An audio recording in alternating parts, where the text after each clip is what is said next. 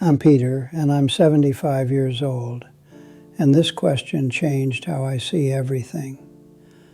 I was tossing a baseball with my grandson in the backyard, just the two of us, late afternoon sun slanting through the trees, the kind of light that makes everything look softer, like memory itself. He was 17, tall and quiet, already carrying that weight young people get when they start wondering if any of it's worth it.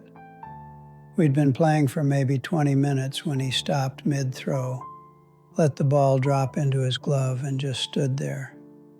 "Grandpa," he said, voice low, "does anything we do actually matter?" I didn't answer right away. I wiped my hands on my jeans, felt the ache in my knees from crouching, and sat down on the old wooden bench by the shed, the one I built with my son 30 years ago, back when my hands still knew how to hold a saw without shaking. He came over and sat beside me, still holding the ball like it might give him an answer. I'm 75. I've seen enough to know that question doesn't come from laziness or despair. It comes from honesty. And honesty deserves more than a platitude. So I told him what I've come to believe. There was a surgeon I knew once, not famous, never appeared in journals or gave TED Talks. He worked in a small town hospital, the kind where everyone knows your name and your business, and your mistakes too. He'd been there since the 60s, long before MRIs and robotic arms.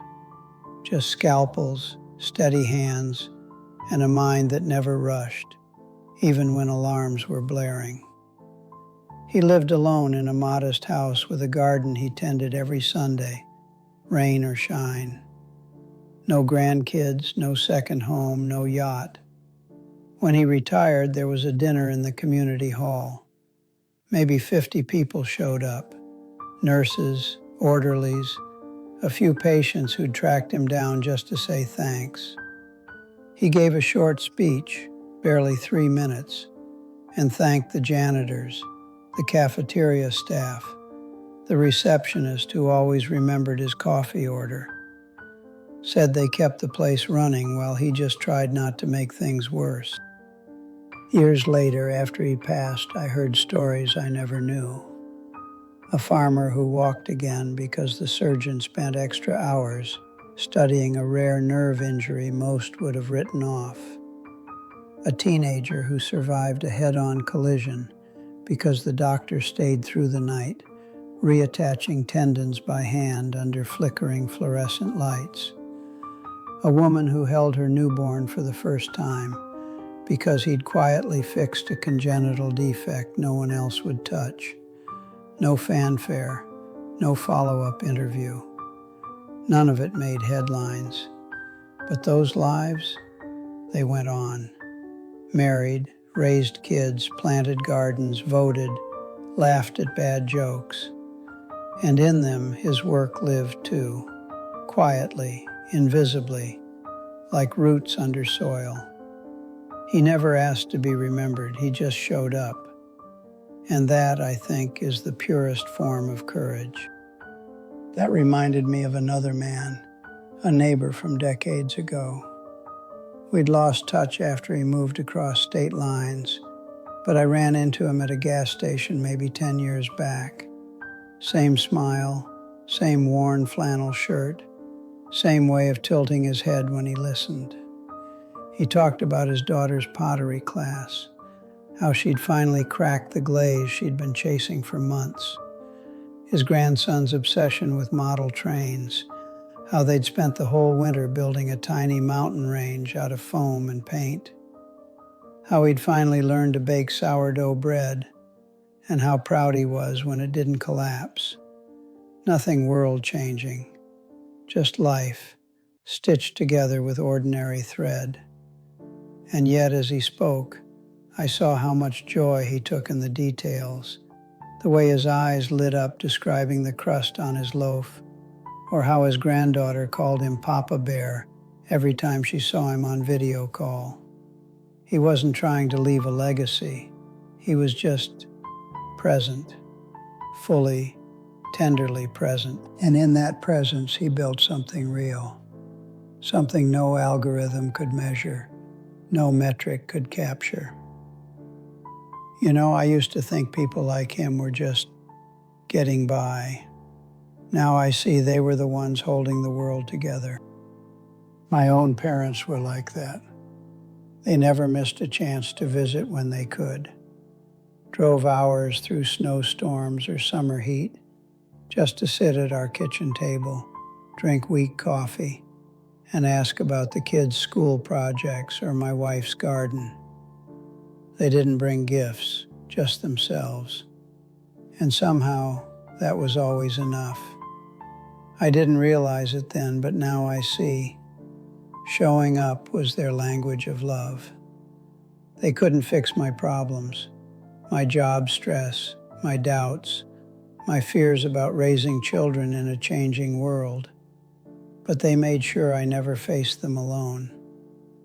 They'd sit with me in silence sometimes, just reading the paper, and that silence never felt empty. It felt like shelter. That's a kind of mattering that doesn't need applause. It doesn't even need words. It just needs you to be there. I thought about my son too. When he was small, maybe 8 or 9, I taught him to hammer a nail straight. Not because I cared about carpentry, but because I wanted him to know how to build something with his hands, to trust his own strength.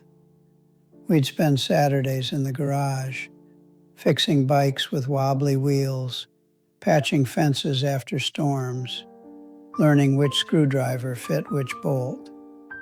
He'd get frustrated, swear under his breath, almost quit. But I'd say, try again. You're closer than you think. And eventually he'd get it. The nail would go in clean. The board would hold. Years later, long after he'd left home, he told me those afternoons were the only time he felt truly calm. Not because of the nails or the wood, but because I was there, paying attention. Not distracted by work calls or the news, just with him, watching his hands, offering a steadying word, letting him fail without shame. That's when I understood. Teaching isn't about the lesson. It's about the space you create around it, the safety, the patience, the quiet belief that says, I'm here and you're worth my time. And then there was the man on the highway. Rain pouring like the sky had given up, engine dead, hood up like a surrender flag. I pulled over without thinking, just instinct, I guess. He was soaked, shivering, clutching a duffel bag like it held his last hope. Turned out he was trying to get back home, clear across the country, to see his sister before she passed. Cancer, final days. No money for a tow, no cell signal, no plan B. I drove him to the nearest town, bought him a bus ticket, even slipped some cash into his coat pocket when he wasn't looking. He hugged me so hard I thought my ribs would crack. You don't know what this means, he kept saying, voice breaking. But I did, because once, long ago, stranded myself in a different state, a stranger had bought me a meal and pointed me toward the right train. I never saw him again. But I carried that kindness like a compass. Did I change the world that day? No. But I helped one person cross a bridge. And sometimes that's the only bridge that matters, the one between despair and home. So I turned to my grandson and said, you asked if anything matters. Let me ask you this. When you held that door open for your teacher last week, did it feel important? He shrugged. It was nothing. Exactly, I said. That's the point. We've been sold a lie, that mattering means being seen, celebrated, remembered by crowds, that you need followers, metrics, a brand. But real significance? It's quieter. It's in the call you make just to listen, not to fix. The meal you cook for someone who's tired. The patience you offer when you're exhausted yourself. It's in showing up, even when no one's watching, especially then. I looked at him, really looked, saw the doubt in his eyes, but also the hunger for truth. You don't have to save the world, I said. Just be good to the people in front of you. Be honest, be kind when it costs you something. Keep your word, show up, even when you don't feel like it. That's how you stitch meaning into life, one small thread at a time. He didn't say anything, just nodded, and we went back to throwing the ball, back and forth, like we were stitching time itself with thread made of silence and trust. The sun dipped lower, shadows stretched across the grass. Somewhere a bird called, and in that ordinary moment, I felt it. The quiet hum of a life that mattered, not because it was loud, but because it was true. And maybe, just maybe, that was enough, more than enough.